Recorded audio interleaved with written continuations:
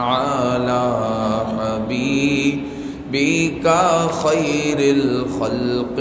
كلهم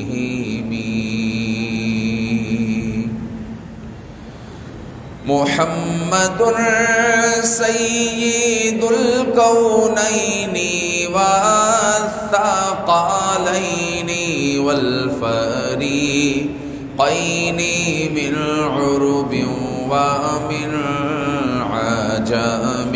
يا ربي بالمصطفى بلغ مقاصدنا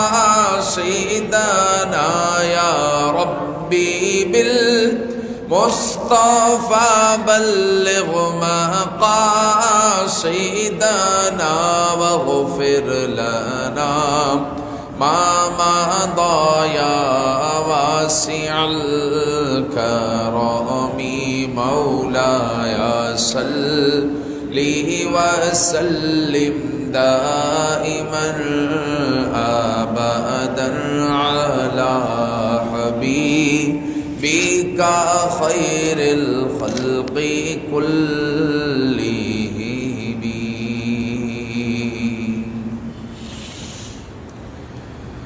سب سے اولا ہمارا نبی سب سے بالا والا ہمارا نبی اپنے مولا کا پیارا ہمارا نبی اپنے مولا کا پیارا ہمارا نبی دونوں عالم کا دولا ہمارا نبی دونوں عالم کا دولا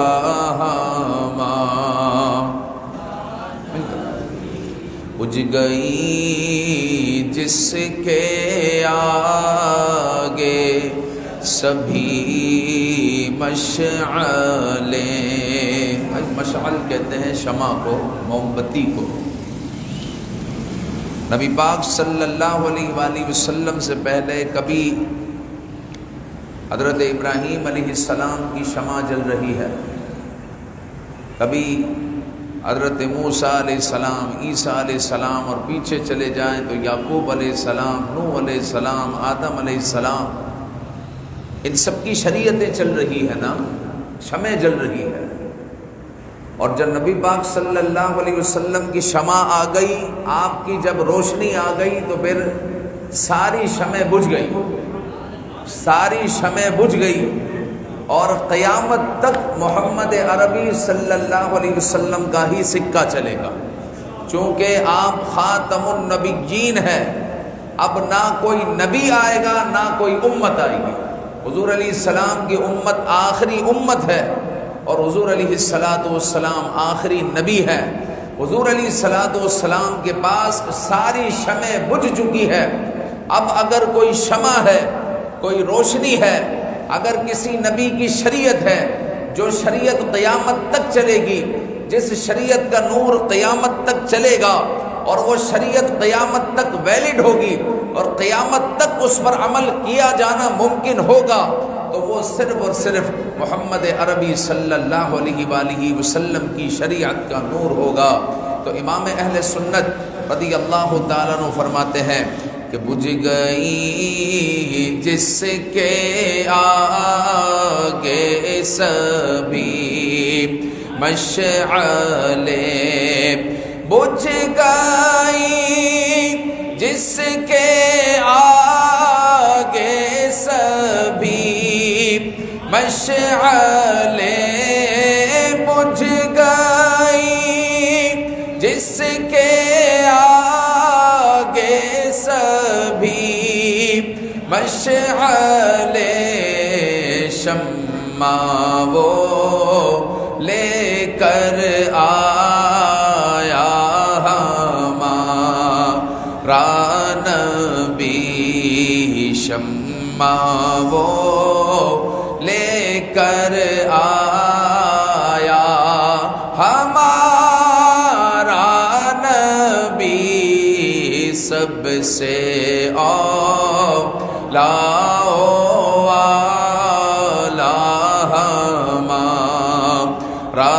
نبی، خلق سے اولیاء سے رسول۔ امام اہل سنت رسول اکرم صلی اللہ علیہ وسلم کی شان بیان فرما رہے ہیں کہ حضور کا مرتبہ کیا ہے، خلق سے اولیاء۔ خلق میں بھی بڑے مرتبے ہیں بھائی، جانوروں میں جو جانور ہیں ان سے اعلیٰ انسان ہے، پھر انسان میں مسلمان ہے، پھر مسلمان میں متقی ہے، پھر متقی میں جو ہے جو حضور علیہ السلام کا جتنا زیادہ عاشق وہ اتنا زیادہ جو ہے مرتبے والا، پھر جو ہے عالم دین، پھر مفتی، اور پھر جو ہے اولیاء اکرام، پھر غوث کتب ابدال، اور پھر صحابہ اکرام، پھر صحابہ میں بھی مرتبے، پھر صحابہ میں بھی مرتبے، پھر جو ہے دیگر انبیاء کے صحابہ وہ ان سے افضل حضور علیہ السلام کے صحابہ، پھر انبیاء میں بھی مرتبے، تو ان سب سے اعلیٰ ہمارا نبی۔ اعلیٰ حضرت فرماتے ہیں خلق سے اولیاء، خلق یعنی مخلوق میں افضل و اعلیٰ مرتبہ اولیاء کا ہے، پھر اولیاء میں اولیاء سے افضل و اعلیٰ رسول کا ہے، افضل و اعلیٰ مرتبہ رسول کا ہے، خلق سے اولیاء، اولیاء سے رسول، اور رسولوں سے اعلیٰ ہمارا نبی۔ حضور علیہ السلام کا مرتبہ رسولوں سے اعلیٰ ہمارا نبی۔ تو امام اہل سنت کیا ہی عشق کا اظہار فرما رہے ہیں، چونکہ 25 صفر المظفر بھی آ رہی ہے، اور امام اہل سنت رضی اللہ تعالیٰ عنہ کا عرس پاک ساری دنیا میں منایا جاتا ہے، اور آپ نے جو ہے مسلک حق اہل سنت پر پہرا دیا، اور مسلک حق اہل سنت پر ایسا پہرا دیا کہ جتنے باطلین مل کر اہل سنت کے مسلک پر حملہ کر رہے تھے، ایک امام اہل سنت نے سب کا مقابلہ کیا اور سب کو جو ہے چت لٹا دیا اور سب کو ہرا دیا۔ اور اہل سنت کا بول آج بھی بالا ہے، آج بھی نرالا ہے، اور امام اہل سنت جو فرماتے ہیں، مل کر پڑھیے کہ خلق سے اولیاء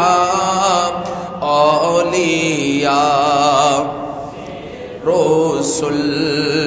خلق سے اولیاء سے رسول، خلق سے اولیاء سے رسول، اور رسولوں سے اعلیٰ ہمارا نبی، اور رسولوں سے اعلیٰ ہمارا نبی، سب سے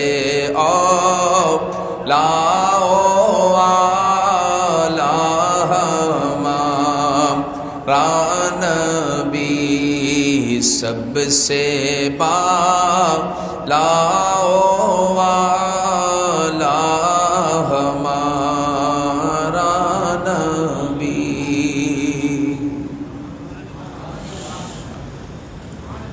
رسول اکرم صلی اللہ علیہ وآلہ وسلم کا ارشاد ہے، میری اور مجھ سے پہلے انبیاء کی مثال ایسی ہے کہ ایک شخص نے بہت ہی حسین و جمیل محل بنایا اور اس کی ایک اینٹ چھوڑ دی۔ اب لوگ آئے اور اس محل کو دیکھے تو دیکھنے والے دیکھتے ہی رہ جائے کہ کیا محل ہے، لیکن جب اس خالی جگہ پر لوگوں کی نگاہ پڑے تو لوگ کہے ارے یہ ایک اینٹ لگ جاتی تو یہ تمام ہو جاتا، اس محل میں ایک اینٹ کی جگہ باقی رہ گئی ہے، اگر ایک اینٹ لگ جاتی تو وہ تمام ہو جاتا۔ تو رسول اللہ صلی اللہ علیہ وآلہ وسلم فرماتے ہیں کہ قصر نبوت کی میں آخری اینٹ ہوں، اور نبوت کا محل اب مکمل ہو چکا ہے، میرے بعد کوئی نبی نہیں ہے، لا نبی بعدی، انا خاتم النبیین، میں نبیوں میں سب سے آخر ہوں، مجھ پر نبوت کو ختم کر دیا گیا، میں حاشر ہوں، سب سے پیچھے آنے والا ہوں، اور میرے بعد کوئی نبی نہیں، میں اور قیامت ایسے ہیں، اگر میرے بعد کوئی ہے تو وہ قیامت ہے، میرے بعد کوئی نبی نہیں ہے۔ اور فرمایا کہ میں آخری نبی ہوں اور تم آخری امت ہو، تم سے پہلے کئی امتیں آ چکی ہے، پھر امت کے بعد دوسری امت، امت در امت آتی رہی، لیکن اب تم آخری امت ہو اور میں آخری نبی ہوں، اور میرے بعد کوئی نبی نہیں ہے۔ اور سرکار دو عالم صلی اللہ علیہ وآلہ وسلم نے فرمایا کہ میں محمد ہوں، میں احمد ہوں، میں ماحی ہوں، میرے ذریعے کفر مٹایا جائے گا، میں حاشر ہوں، میرے بعد لوگ حشر میں جمع کیے جائیں گے، یعنی اب ہوگا تو حشر بپا ہوگا، آئے گی تو قیامت آئے گی، میں عاقب ہوں اور میرے بعد کوئی نبی نہیں ہے۔ حضرت سعد بن ابی وقاص رضی اللہ تعالیٰ عنہ کہتے ہیں کہ حضور علیہ الصلوۃ والسلام نے حضرت علی سے فرمایا کہ تم مجھ سے وہی نسبت رکھتے ہو جو ہارون کو موسیٰ سے تھی۔ حضرت ہارون علیہ السلام اور موسیٰ علیہ السلام بھائی ہیں، تم مجھ سے وہی نسبت رکھتے ہو جو ہارون کو موسیٰ سے تھی، مگر حضرت ہارون نبی تھے، لیکن میرے بعد کوئی نبی نہیں آئے گا۔ علی تم نبی نہیں ہو، لیکن تم سے مجھے وہی نسبت ہے جو ہارون کو موسیٰ سے تھی۔ تو سرکار دو عالم صلی اللہ علیہ وآلہ وسلم پر نبوت تمام ہو گئی، اور عقیدہ ختم نبوت قرآن مجید میں تقریباً 100 مقامات پر عقیدہ ختم نبوت 100 مقامات سے ثابت ہوتا، اور تقریباً 200 سے زیادہ احادیث طیبہ ہیں جو ختم نبوت پر دال ہے، ختم نبوت پر دلالت کرتی ہے۔ اس کے بعد اگر کوئی ختم نبوت کا انکار کرے تو اس کا اسلام سے کوئی تعلق نہیں، وہ ایسا ہی ہے کہ جیسے کوئی کہے کہ بھائی میں پورے قرآن کو مانتا ہوں لیکن میں سورہ اخلاص کو نہیں مانتا، وہ مسلمان ہے؟ کیونکہ قرآن کا اس نے انکار کر دیا ہے، اگرچہ ایک آیت کا وہ انکار کرے وہ مسلمان نہیں ہو سکتا۔ تو اسی طرح اگر ختم نبوت کا منکر کلمہ پڑھے، نماز پڑھے، روزے رکھے، حج کرے، بخاری پڑھے، مسلم پڑھے، اور جناب عالی وہ قربانیاں کرے، سب کچھ کرے، لیکن وہ حضور کی ختم نبوت کو نہیں مانتا تو اس کا اسلام سے کوئی تعلق نہیں، وہ کافر ہے، مرتد ہے، زندیق ہے۔ پھر آپ کو معلوم ہے کہ حضور علیہ السلام نے فرمایا کہ میرے بعد ان قریب 30 دجال کذاب آئیں گے جو نبوت کا دعویٰ کریں گے۔ تو حضور کے بعد ایسے لوگ آئے جنہوں نے نبوت کا دعویٰ کیا. خود حضور علیہ السلام کے زمانے میں اسود انسی نے یمن میں نبوت کا دعویٰ کیا. تو سرکار دو عالم صلی اللہ علیہ وآلہ وسلم کے حکم پر حضرت فیروز دیلمی نے اس کو واصل جہنم کیا، اور وہاں حضرت فیروز دیلمی نے واصل جہنم کر لیا. حضور علیہ السلام کی رخصتی کا وقت قریب آ گیا، اور ابھی حضرت فیروز پہنچے نہیں ہیں. حضور نے پہلے ہی فرما دیا فاز فیروز کو اللہ تعالیٰ نے کامیاب کر دیا، کیونکہ ختم نبوت کا جو منکر دعوی نبوت کرنے والا جو تھا، فیروز نے اس کو واصل جہنم کر دیا ہے. فاز فیروز حضور نے پہلے ہی فرما دیا. تو اس طریقے کے لوگ آتے رہے. مسلمہ کذاب، ایسے لوگ آتے رہے، کچھ دور چل کر خاک میں مل گئے، ختم ہو گئے. اور اس وقت کا جو ختم نبوت کا جو غدار گروہ ہے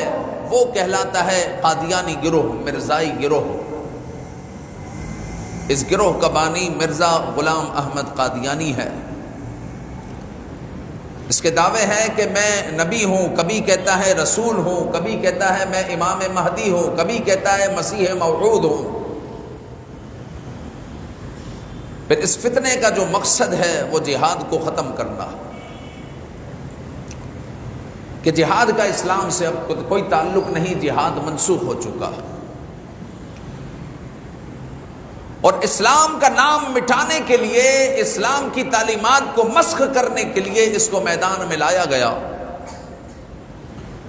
اور علماء کو بدنام کرتے ہیں تاکہ ان کا اصلی چہرہ بے نقاب نہ ہو جائے. یعنی یہ جو فتنہ ہوگا، یہ جو قادیانی گروہ ہے، وہ اکثر علماء کے خلاف بک بک کرتا ہوگا، جس طرح کا آج کا لبرل سیکولر وہ علماء کے خلاف بولتا ہے، تاکہ لوگ علماء سے بدظن رہے، علماء کے قریب نہ آئے. جبکہ علماء مدرسے کے پڑھے ہوئے جو کر سکتے ہیں وہ کوئی نہیں کر سکتا. اس کی تازہ اگزامپل افغانستان ہے آپ کے پاس. یہ افغانستان کی آج کل لوگ تسبیح جو پڑھ رہے ہیں، گن گا رہے ہیں کہ وہاں پر 80 روپے کا ڈالر ہے، وہاں پر مہنگائی نہیں ہے، وہاں پر مہنگائی کی شرح میں کمی ہو رہی ہے. کیوں ہو رہی ہے؟ اس لیے کہ وہاں پر علماء کی حکومت ہے. تو یہ جو مرزائی گروہ ہے یہ اکثر اوقات علماء کے خلاف لوگوں کو بھڑکاتا ہے، تاکہ لوگ علماء سے دور رہے، علماء سے بدظن رہے، اور یہ لوگ اپنا کام کرتے رہیں اور لوگوں کو اپنی چپڑی چپڑی باتوں میں یہ لوگ پھنساتے رہے. پھر یہ جو مرزا ہے، مرزا قادیانی، انگلینڈ کی یہ ایجاد ہے، اور آج بھی انگلینڈ میں ان کا مرکز ہے، اور انگلینڈ ان کو چلا رہا ہے. 1839 میں پیدا ہوا، 1908 میں یہ واصل جہنم ہوا. اور آپ مرزا نے اتنے کفریہ دعوے کیے کہ عقل حیران ہو جاتی ہے. یہاں تک کہ اس نے کہا کہ جو میری بیویاں ہیں وہ امہات المؤمنین ہیں. اور آج بھی اس کے جو ماننے والے ہیں وہ جب مرزا کی بیویوں کے بارے میں ذکر کرتے ہیں تو امہات المؤمنین کہتے ہیں. اور مرزے کو جس نے اس وقت دیکھا اور اس پر ایمان لائے، اور اس کو صحابہ سے تشبیہ دیتے ہیں کہ وہ صحابہ ہے. اور مرزا کہتا ہے کہ جو مجھے نبی نہ مانے وہ کافر ہے اور جہاد کرنا حرام ہے. تو جس طرح برطانوی سامراج جس طرح اس ہندوستان اور پاکستان کے خطے پر قابض ہوا اور انہوں نے تیزی کے ساتھ فرقے بنائے، اس فرقوں میں، ان فرقوں میں ایک فرقہ قادیانی فرقہ تھا کہ جس کا مقصود یہ تھا کہ لوگوں کو جہاد سے بدظن کرنا، علماء سے بدظن کرنا، اور بالآخر اس کے بانی نے جو ہے دعوی نبوت کیا اور کہا کہ میں جو ہے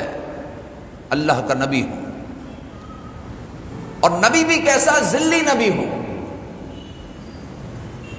آپ سماعت کریں گے کہ یہ نبوت کا دعویٰ اس کا کیسا تھا۔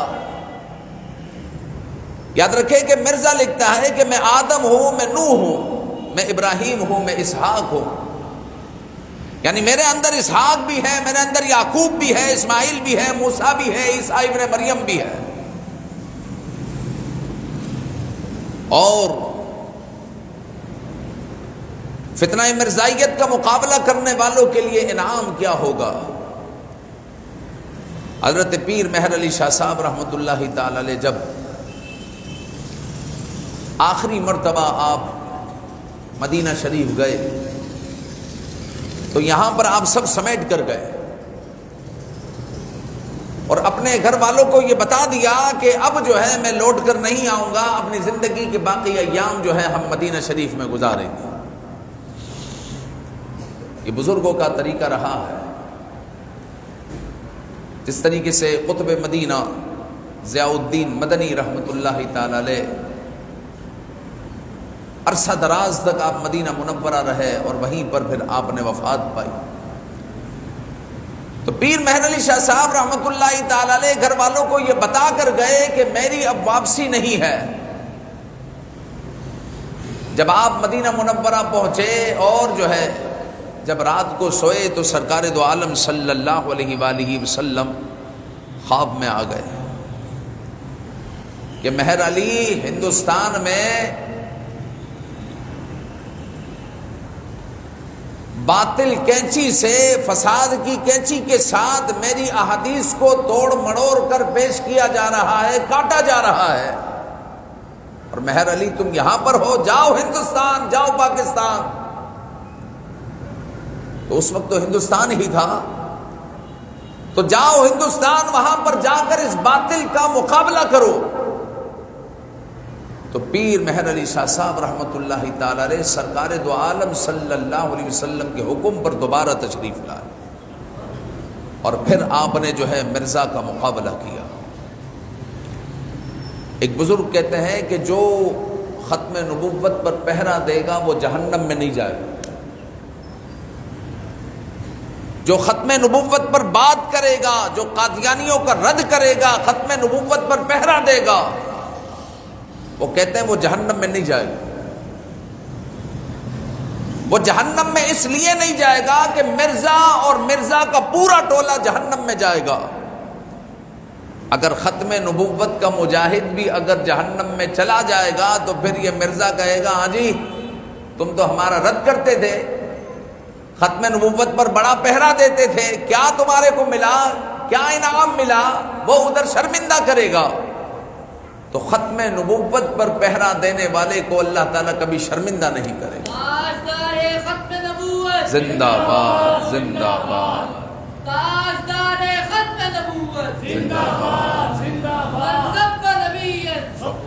تو جو ختم نبوت پر پہرا دے گا کبھی بھی انشاءاللہ وہ جہنم میں نہیں جائے گا، اللہ تعالیٰ اس کو سرخرو کرے گا۔ جس طرح پیر مہر علی شاہ صاحب جب آئے سرکار دو عالم صلی اللہ علیہ وسلم کے حکم پر، تو پیر مہر علی شاہ صاحب رحمۃ اللہ تعالی علیہ نے اس کو چیلنج کیا کہ آؤ اور کلام کرو، بات کرو، تو کون سا نبی ہے؟ تو لاہور میں پیر مہر علی شاہ صاحب موجود تھے، لاہور میں یہ موجود ہونے کے باوجود بادشاہی مسجد نہیں آیا، اور جواب میں اس نے کہا کہ میں نہیں آ سکتا، ہاں مجھ سے مقابلہ کرو، تفسیر لکھتے ہیں، جو اچھی تفسیر لکھے گا وہ حق پر ہوگا۔ تو پیر صاحب نے کہا کہ یہ بھی کوئی مقابلہ ہے، بھائی آ کر بات کرو ہم سے، کلام کرنے کے بجائے کہتا ہے کہ تفسیر لکھیں گے۔ تو پیر صاحب نے کہا کہ آ جا بادشاہی مسجد کے میدان میں، ہم اپنا قلم اپنے کاغذ کو رکھ دیں گے،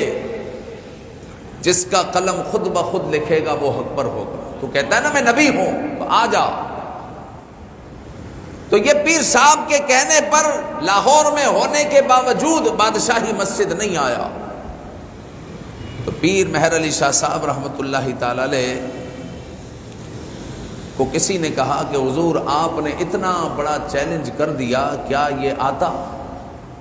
اور اگر آ جاتا تو کیا آپ کا قلم خود بخود لکھتا؟ تو پیر مہر علی شاہ صاحب رحمۃ اللہ تعالی علیہ نے فرمایا کہ مجھے آمنہ کے لال نے بھیجا ہے. اگر مردے زندہ کرنے کی بات بھی ہوتی تو مردے بھی میں زندہ کر کے بتاتا. بھائی ختم نبوت کے پہرہ دار ہے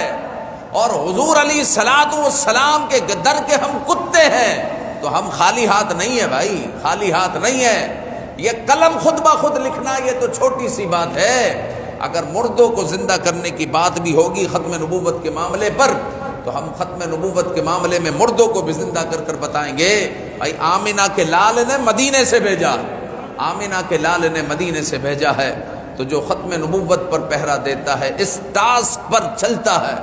اللہ رب العزت اس کو سرخرو فرماتا ہے. حضور علیہ السلام نے فرمایا اگر میرے بعد کوئی نبی ہوتا تو عمر بن خطاب رضی اللہ تعالی عنہ ہوتے. پھر قادیانی فتنے نے قرآن پاک کا غلط ترجمہ کر کر پوری دنیا میں تقریباً 126 زبانوں میں انہوں نے قرآن مجید کا غلط ترجمہ کر کر بانٹ دیا ہے، لوگوں تک پہنچا دیا. اس قدر جو ہے یہ تیزی سے پھیلنے والا فتنہ ہے. پھر جو لا علم مسلمان ہے، قادیانیت، جب قادیانی لوگ اس کو دعوت دیتے ہیں، جب علماء سے دور ہوتا ہے تو اس کو جو ہے پٹڑی سے ہٹانے میں، اس کو جو ہے بہکانے میں، اس کو گمراہ کرنے میں ان کو جو ہے دیر نہیں لگتی اور مسلمان کو گمراہ کر دیتے ہیں وہ لوگ کہ جو ہے علماء کی صحبت سے دور ہوتے ہیں. تو 126 زبانوں میں انہوں نے قرآن مجید کا ترجمہ غلط ترجمہ کر کر یہ شائع کر چکے ہیں اور پوری دنیا میں یہ عام کر رہے ہیں اور اس طرح جو ہے اپنے مذہب کی ترویج کر رہے ہیں. پھر بات ہو رہی ہے کہ جو ختم نبوت پر پہرا دے گا اس کی کیا شان ہوگی. اس شان کو اگر آپ کو دیکھنا ہے تو آپ صدیق اکبر اور عمر فاروق رضی اللہ تعالیٰ عنہ کی بارگاہ میں پہنچے کہ جو عمر بن خطاب رضی اللہ تعالیٰ عنہ نے حضرت صدیق اکبر رضی اللہ تعالیٰ عنہ سے عرض کیا کہ آپ اپنی ایک رات کی نیکیاں مجھے دے دیں اور میری ساری زندگی کی نیکیاں لے لیں. وہ ایک رات میں صدیق اکبر نے نمازیں نہیں پڑھی تھی، قرآن نہیں پڑھا تھا، حضور پر پہرا دیا تھا. وہ غار حرا کی نیکی ہے، حضور پر پہرا دیا تھا. اس ایک رات میں حضور علیہ الصلوۃ والسلام کی محبت میں اپنی چادر کو، اپنے کپڑے کو پھاڑ پھاڑ کر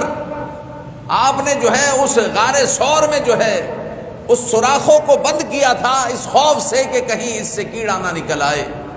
اور کریم آقا صلی اللہ علیہ وسلم کو پریشانی نہ ہو جائے. اس محبت میں آپ نے رات گزاری، حضور پر پہرا دیا. تو صدیق اکبر رضی اللہ تعالیٰ عنہ کی اس ایک رات کی نیکی عمر اپنی ساری زندگی کی نیکی کے بدلے میں چاہتے ہیں. تو جو حضور علیہ الصلوۃ والسلام کی ختم نبوت پر پہرا دے، حضور کی ناموس پر پہرا دے، تو وہ کبھی کیا خالی ہاتھ رہ سکتا. پھر ختم نبوت کا مسئلہ اس قدر نازک ہے کہ صدیق اکبر رضی اللہ تعالیٰ عنہ رہتی دنیا تک کے مسلمانوں کو بتا دیا. جب مسلمہ کذاب نے ختم نبوت پر ڈاکہ ڈالا اور نبوت کا دعویٰ کیا تو صدیق اکبر رضی اللہ تعالیٰ عنہ نے اس کو کچلنے کے لیے اپنی ریاست کو داؤ پر لگا دیا. 24,000 صحابہ کے لشکر کو اس 40,000 جو جہنمی لوگ تھے ان پر جو ہے آپ نے مسلط کیا اور اللہ رب العزت نے مسلمانوں کو فتح و نصرت عطا فرمائی. اور صدیق اکبر رضی اللہ تعالیٰ عنہ نے بتا دیا کہ ختم نبوت سے زیادہ سنجیدہ مسئلہ کوئی نہیں. حضور کی ناموس، حضور کی عزت سے بڑھ کر سنجیدہ مسئلہ کوئی نہیں ہے. پھر یہاں پر ایک سوال کیا جاتا ہے کہ قادیانی کافر کیوں ہے؟ وہ کہتے ہیں کہ بھئی ہم کلمہ بھی پڑھتے ہیں، جس طرح پاکستان میں بھی کچھ سیاسی طبقہ یہ کہتا ہے کہ بھئی یہ کلمہ بھی پڑھ رہے ہیں، ان کی بھی مسجدیں ہیں، یہ بھی نماز پڑھتے ہیں، یہ بھی روزہ رکھتے ہیں۔ جو عام کالج میں، یونیورسٹی میں پڑھنے والا جو طالب علم ہے، جب وہ ان باتوں کو کلیکٹ کرتا ہے، سنتا ہے، وہ سمجھتا ہے کہ مسلمان ہی ہوں گے، پھر وہ شکوک میں مبتلا ہو جاتا ہے، چونکہ وہ عقیدے سے دور ہے، اس کا عقیدہ مضبوط نہیں ہے، وہ ختم نبوت کے معاملے میں سنجیدہ نہیں ہے، ختم نبوت کے بارے میں وہ اویئرنس، معلومات نہیں رکھتا،